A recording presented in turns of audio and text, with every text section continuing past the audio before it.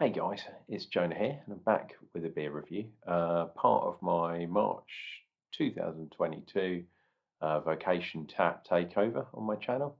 We're doing another classic beer today. Weirdly, I remember having a bit of a discussion with my late friend Derm about which was better, his favourite beer from Vocation, which we will do. And I sneakily let it go what it was, but I'm not going to today.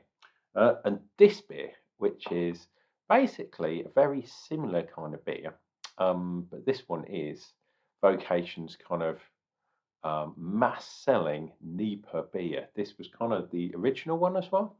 And you might have seen it in slightly different can, but this one is Love and Hate.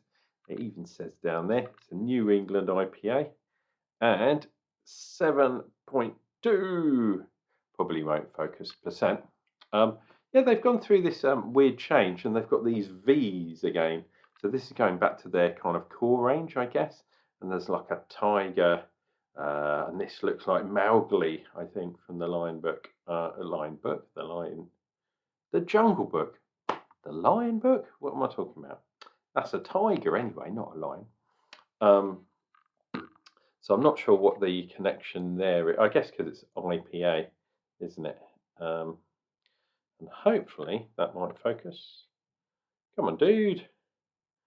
We go right in front there. Hey, there we go. Trying to fool my camera there. So Love and Hate. Forget crystal clear beers with delicate hop profiles.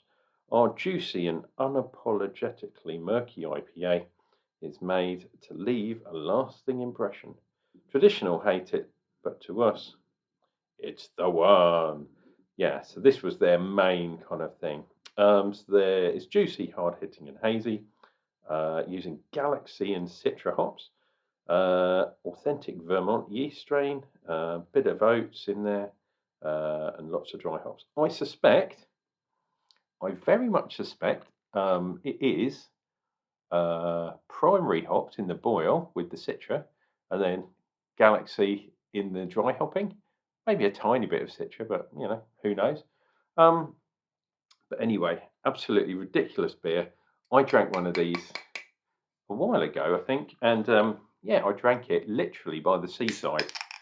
Those of you that have connected to me on Facebook probably remember a picture of me with an absolutely huge beard, probably about 3 or 4 years ago. It was an absolutely ridiculous beer by the seaside, which was really cool.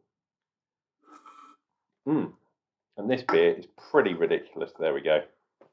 Vocation, Love and Hate. And yep, as you can see, it is like a pineapple juice, kind of real hazy. Not too much head, probably under a finger's head, but lovely and white. And look at those lovely white bubbles.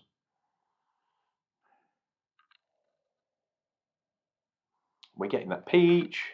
We're getting a bit of pineapple too.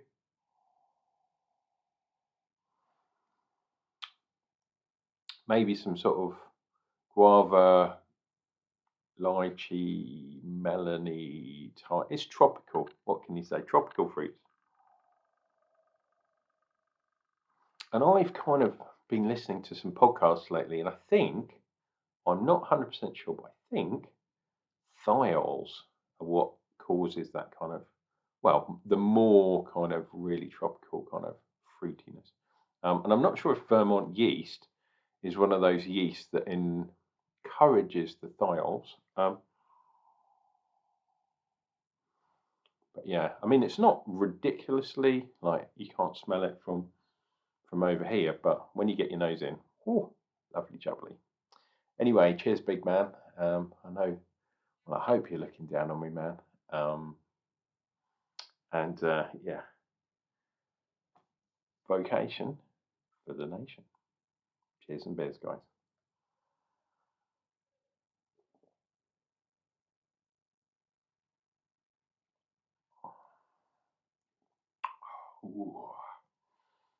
Ooh. Oh, lovely. We're getting pineapple. It's not a hot bomb. That's the weird thing. I've been used to these, yeah, ridiculous kind of hoppage ones. This one isn't because it's a bit more old school. Well, old school for a NEIPA, like 4 or 5 years ago, which is probably when that beer came out. However, yeah, it's these days you're getting ridiculous kind of tropical fruits, and this one's a bit more mellow. The addition of the oats is pretty cool too. Makes it nice and creamy, and sort of that chewy, sort of juicy thing that people always seem to go on about. But everything's kind of dialed back a little bit. It's not super sweet either. There is a little bit of sweetness there, but I think just enough to hide the alcohol. 7.2, 7.25, should I say, is probably yeah, as strong as you want to go without balancing out that sweetness. Mm,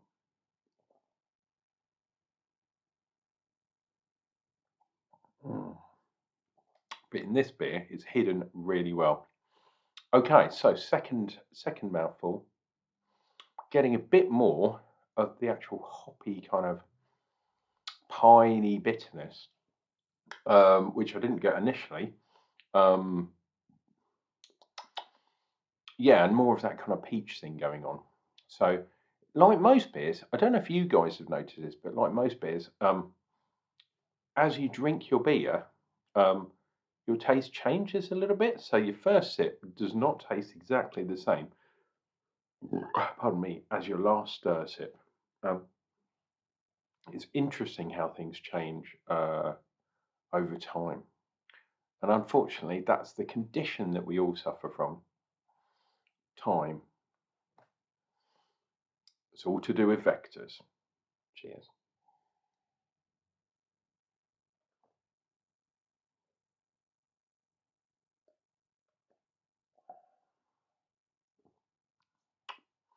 I still maintain that this is a fantastic beer, but I couldn't convince Jim.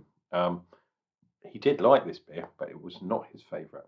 We'll be getting onto that in a few days' time. V for victory.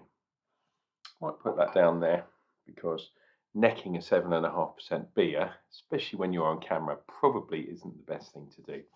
Um, and the other thing is, I'm not feeling that great today um, because, yeah, I was back in the hospital yesterday for more cancer treatment, which is always a nice thing. For those of you that know, Jesus Christ, it's yeah, it's very medieval what they're actually doing to me, but I'm assured that it will do me some good. But oh my God, painful, and yeah, for the next sort of few days, I'm just really hazy, like like an IPA, like a NEIPA, John and NEIPA. Anyway, these are things that you have to go through in life. And yeah, if any of you guys are suffering from any kind of ills and stuff, I know I had a very brief sort of exchange with Sarah Pantry on Facebook, and yeah, she's going through some downer things as well. So yeah, hope you feel better, Sarah. Yeah, and yeah, me too. And yeah, the other thing that's probably hasn't helped my haziness is that this is the fourth beer that I've had today because I've been out. It's been glorious sunshine here, so I've been out to the local and had 3 beers. Um, Let me tell you a story about Unclejona and the 3 beers. There was a small beer. No, I'm only kidding. Um, yeah, 2 from Wansome, which are my buddies. So big shout to the Wansome guys. Um, and the other one was from Tunbridge Brewery, which is a traditional, ridiculously traditional beer, and it was even called traditional, which I believe is just a East Kent Goldings bitter, which is just. I used to love those beers when I used to talk about dishwater. That is exactly the kind of beer that I liked. So yeah, big shout out to Tunbridge Brewery as well. Anyhow, I'm probably ranting because this 7% beer is although well hidden, is probably having an effect on me. So yeah, I'm probably going to leave it there, guys. Just gone over the 10-minute mark. So if you're still here, cheers and beers to you guys. And yeah, we'll see you back tomorrow with another Supermarket Sunday. Cheers and beers, guys.